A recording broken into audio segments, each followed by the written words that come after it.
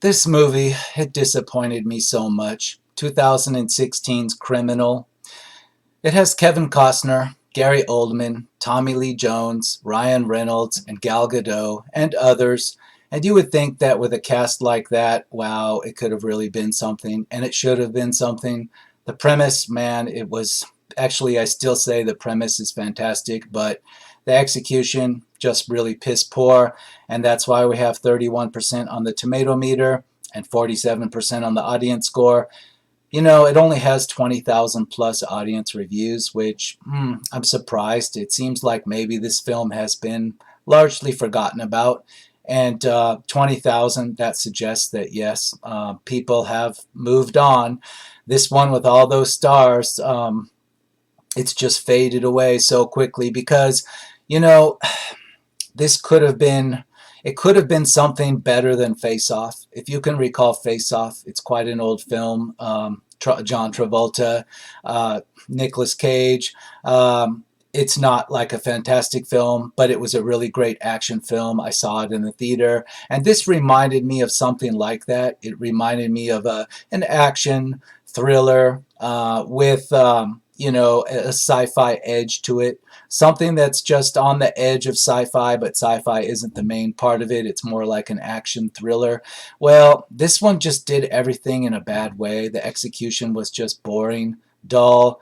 And I think Kevin Costner was miscast in this role because this whole movie felt like it should have began with somebody like Kevin Costner, and then it should have continued with Ryan Reynolds, and instead what we got was Ryan Reynolds showing up at the beginning of this as a quite competent action spy type character, something like out of Safe House, or other movies where he's played similar roles.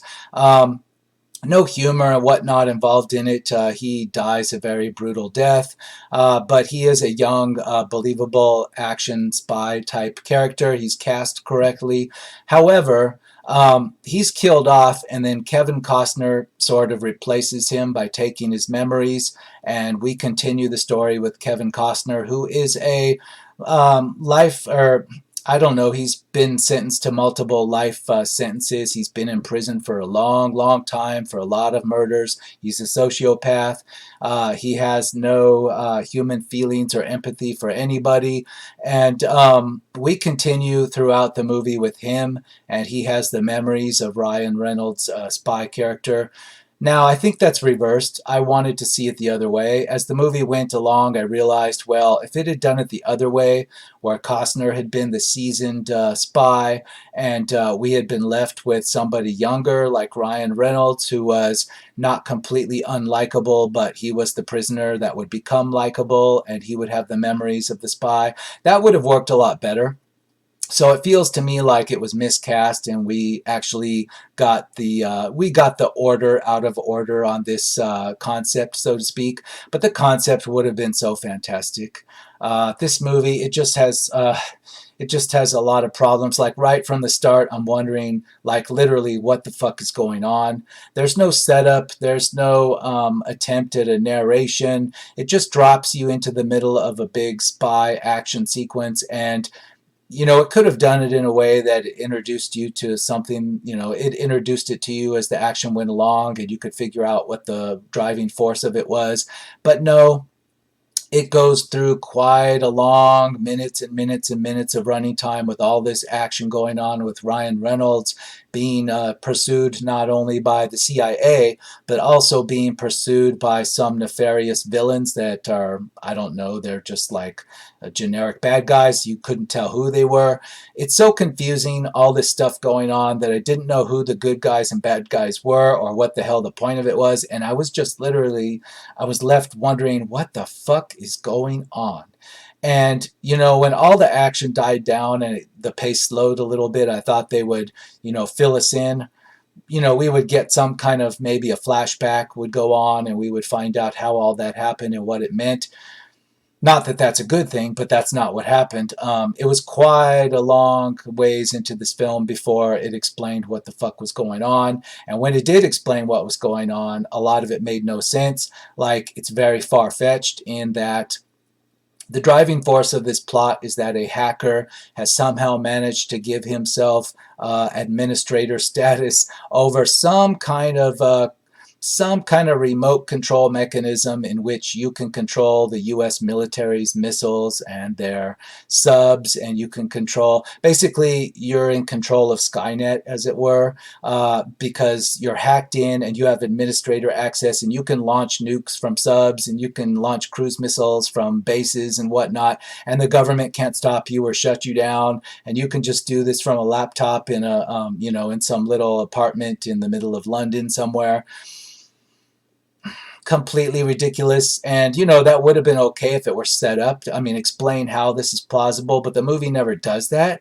The movie just like presents that to you as believable and never attempts to explain why.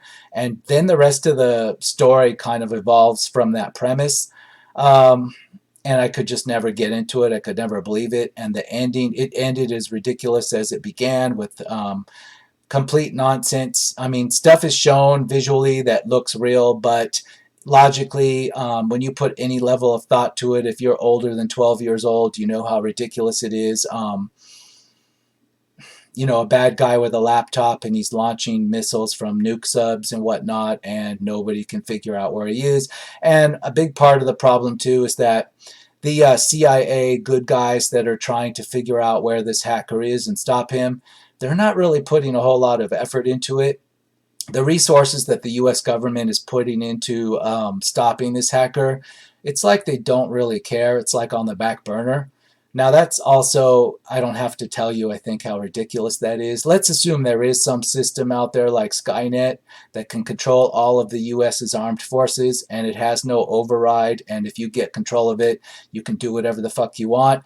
Now, even if you make that believable somehow, now, let's say you somehow break into this and you send a ransom note to the U.S. government saying you want $10 million and a new identity, or you won't give it back to them. You'll start causing problems for them, or you'll even sell it to Russia.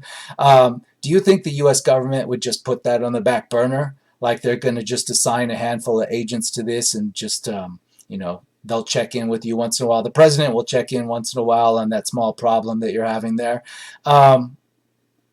I'm sorry, it doesn't work like that. It really doesn't.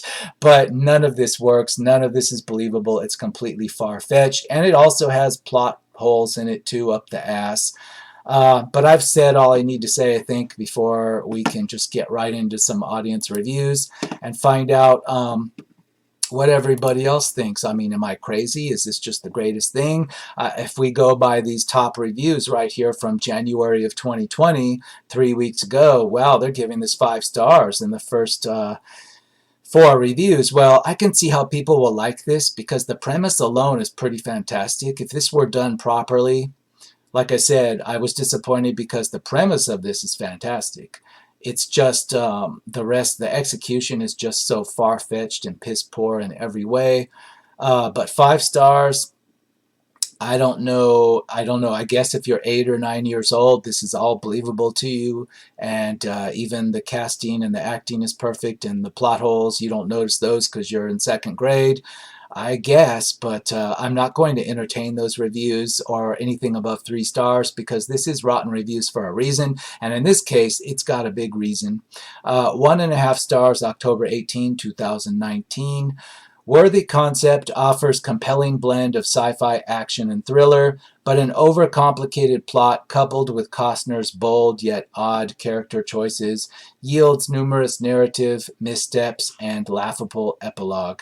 Yeah, the epilogue, the ending of this is very laughable and ridiculous. It's like something to appease a very small child. That's how dumb it is. But yeah, let's move down. 2 stars, September 22nd.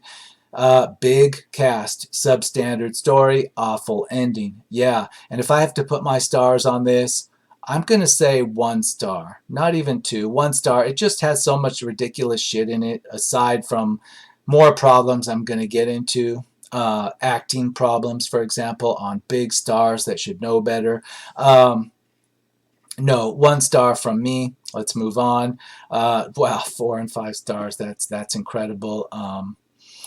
Yeah, if you're a young kid, maybe you loved it, or maybe if you have the mentality of a small child, then this is going to work for you. Trust me. If you're very simple, because it's just ridiculous.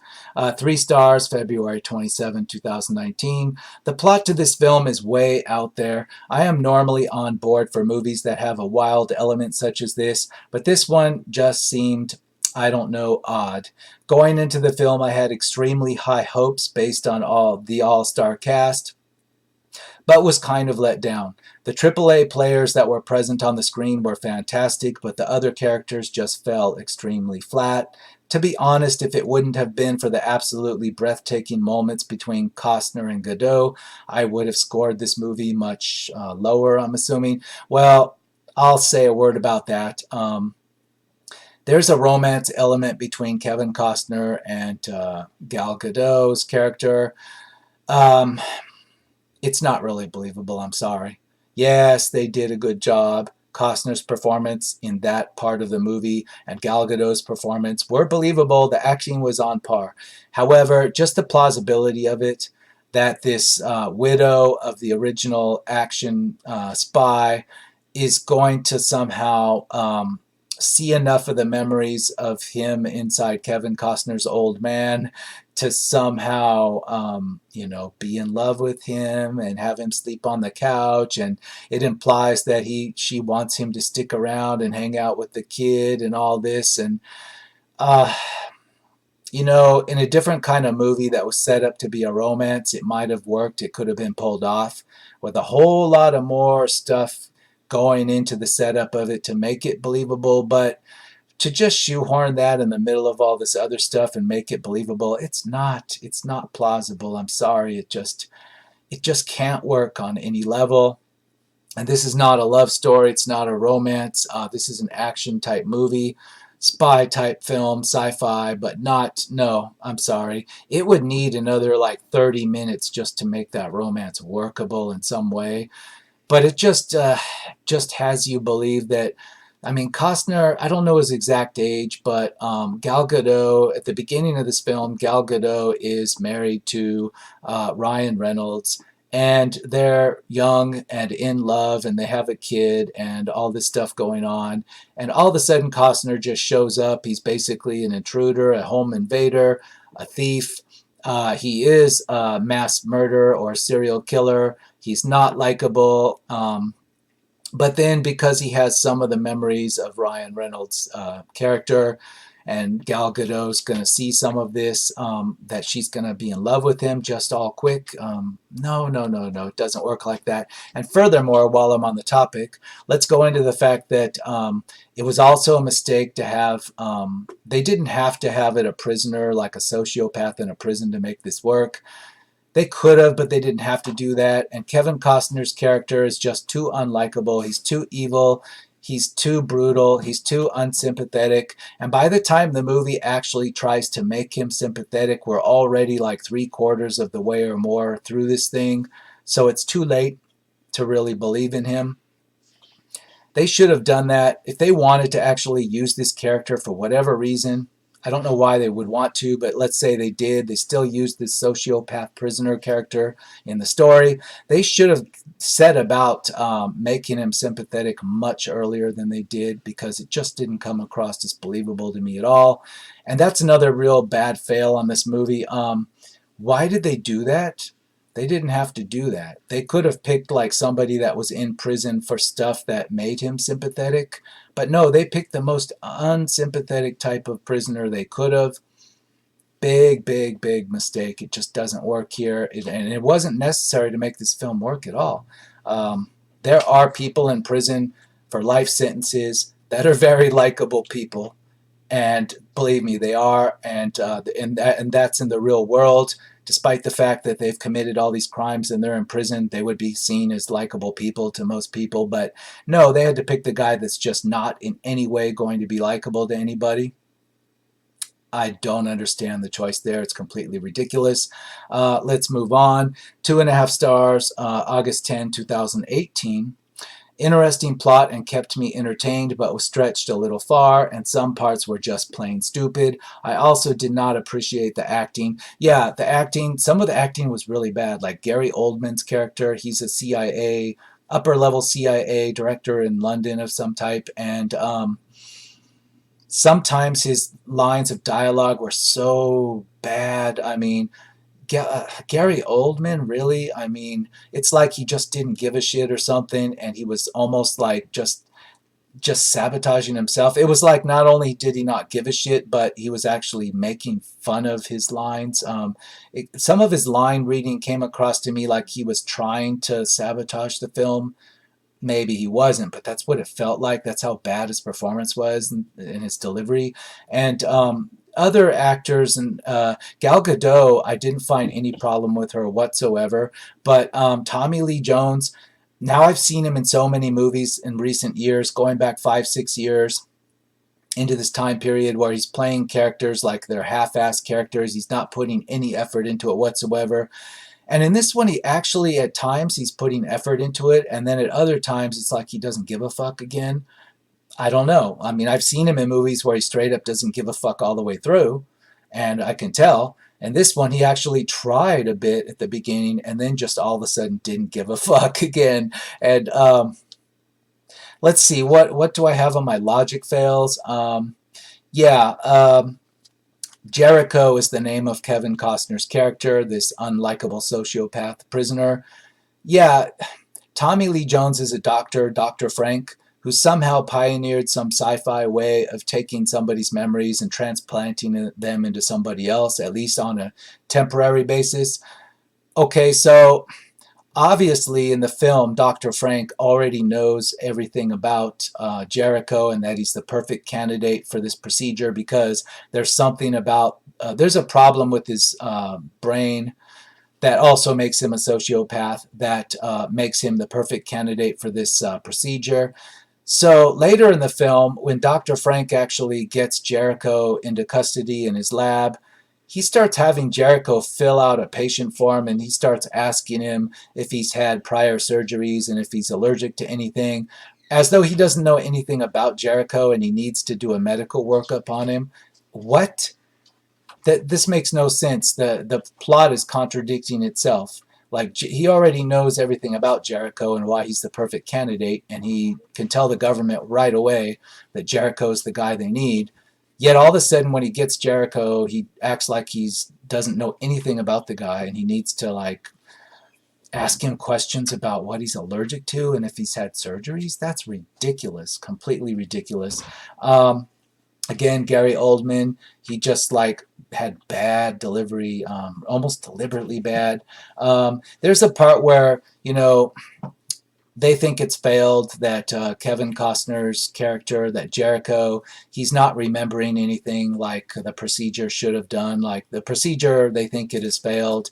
And so they send Jericho off to be returned to prison in the U.S., and Dr. Frank has been sent. I guess he's going to get on the first flight back to the U.S. because that's where he is. He's in the U.S. He's not in Britain. He's an American. But then later on, quite a while later on in the film, Dr. Frank is just walking around on the streets of London like he lives there all of a sudden. And it's like the director forgot this guy is actually an American. What is he still doing in London? And not only that, Dr. Frank is in London and he's able to actually write prescriptions on the fly at the pharmacy for Jericho, for Kevin Costner's character. And, excuse me?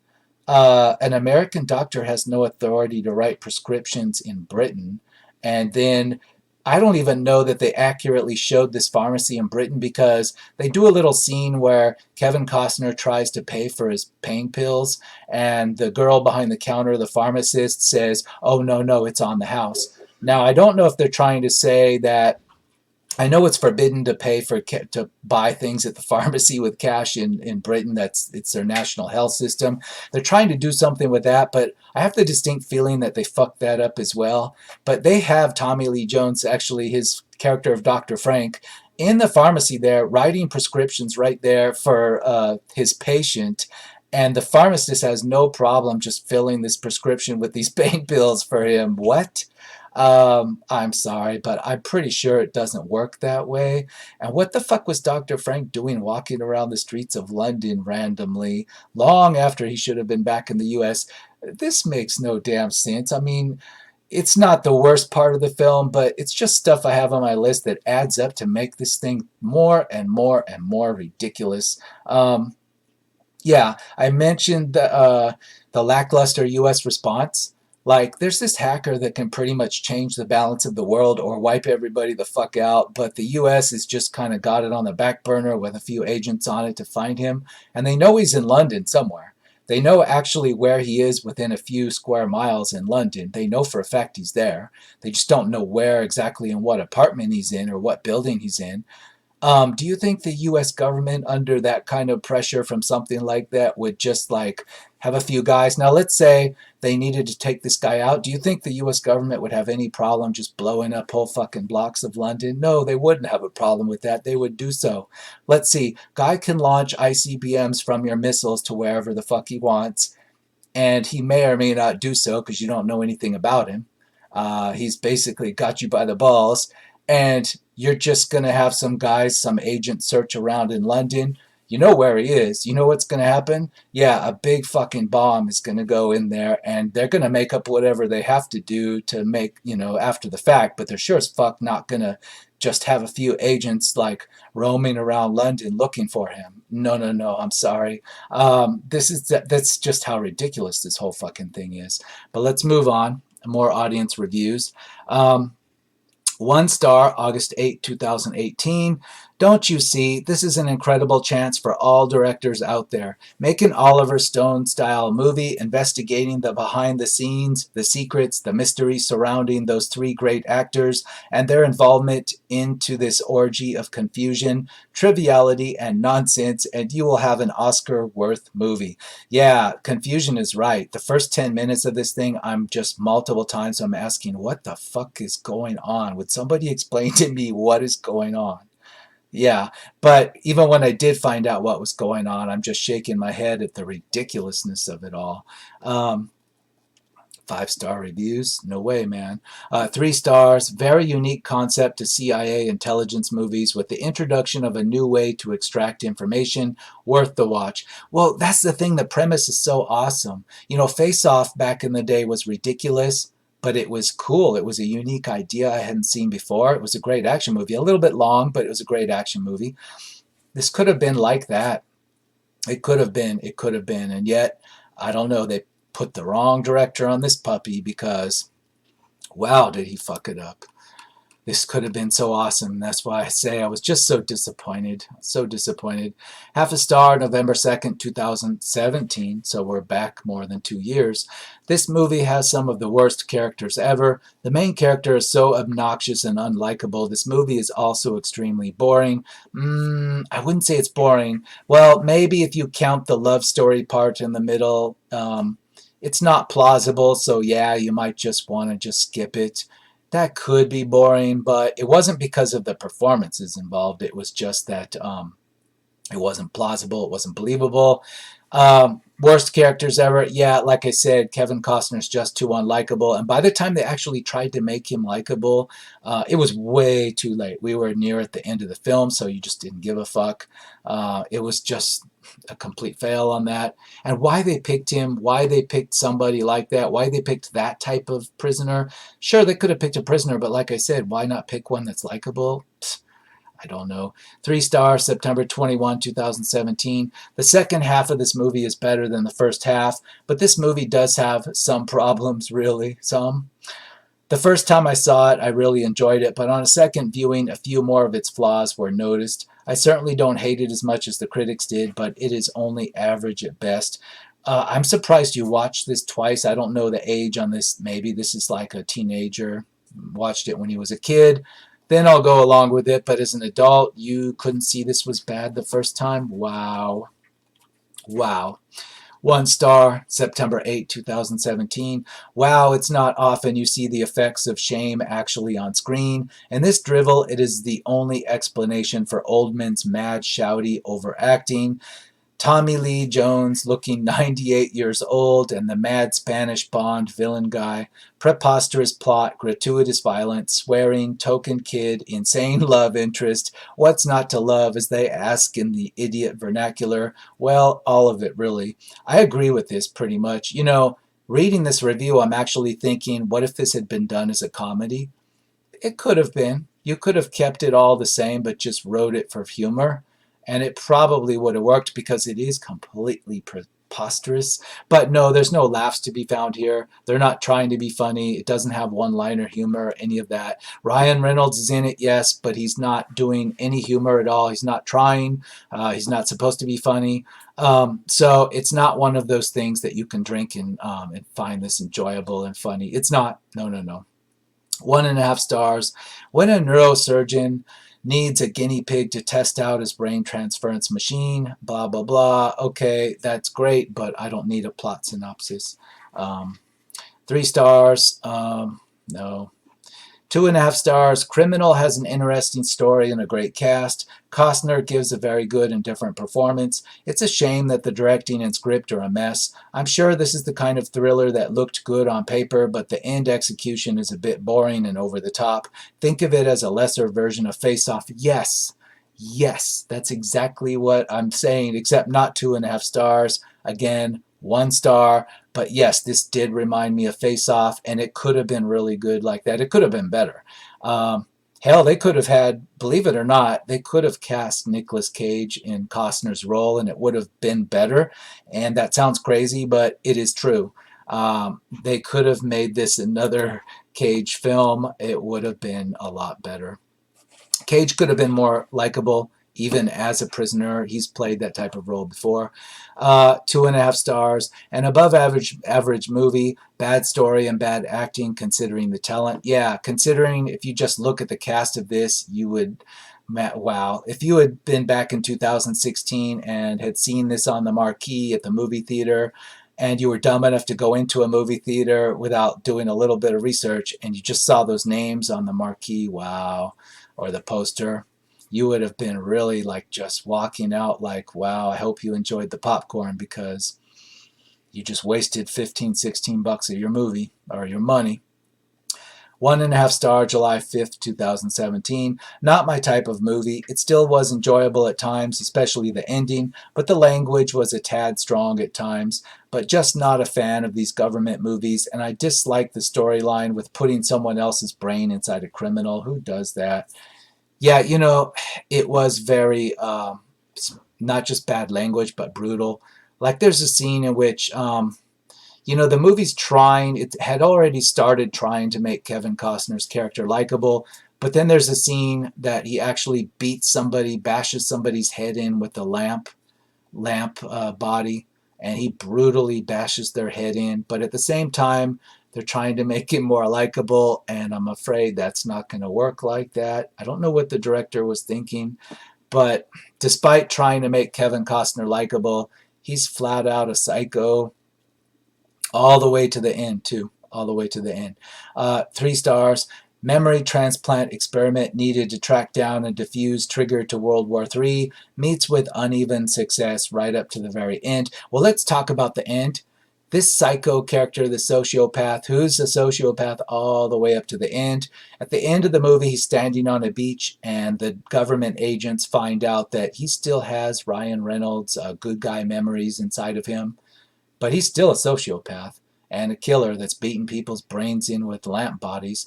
Now, they allow a little girl, Ryan Reynolds' character's little girl, Gal Gadot's daughter, to come up to him and be like his little girl.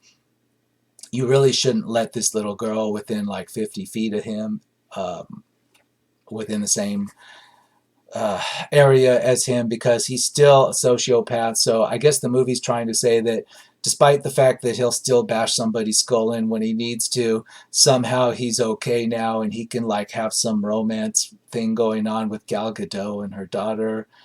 They're kind of giving you that idea at the end of it on this beach, and it doesn't work. It's completely ridiculous like everything else in the film.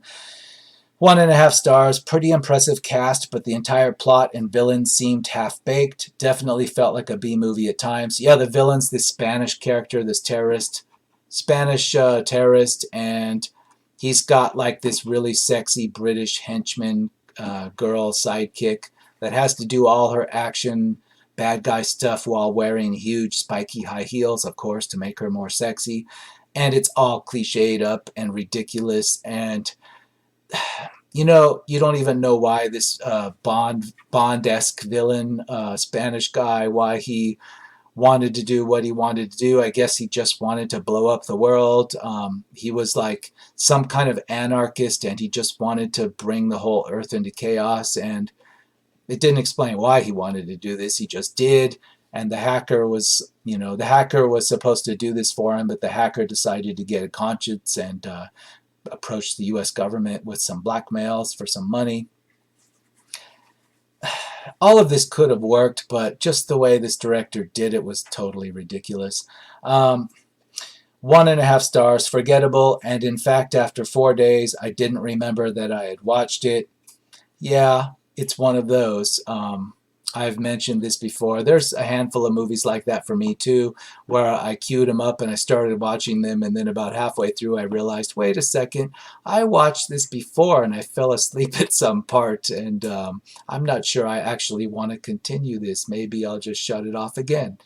There's a handful of movies like that, so this could be one of those, but for me, this is so ridiculous I'll probably remember it because of how ridiculous it is.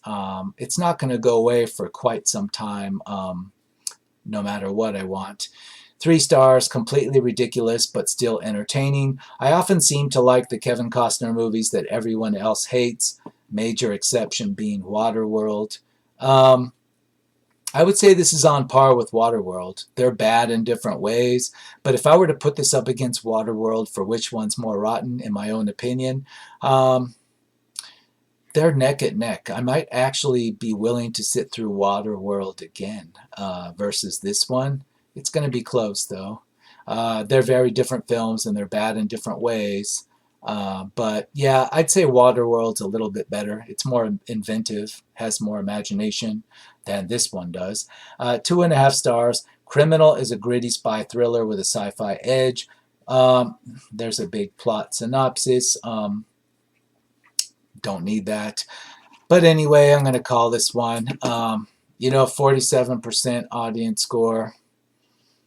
I agree. This is fair. There's nothing unfair about the tomato meter or the audience score. This is watchable just to find out how something that sounds so good on paper can be done so badly. And if you want something like this, just watch Face Off. It's like the same type of thing, very similar, but done a whole lot better. And it's no stellar, Oscar winner either, but it's far superior to this. And I'm going to see you on another episode in the future of Rotten Reviews.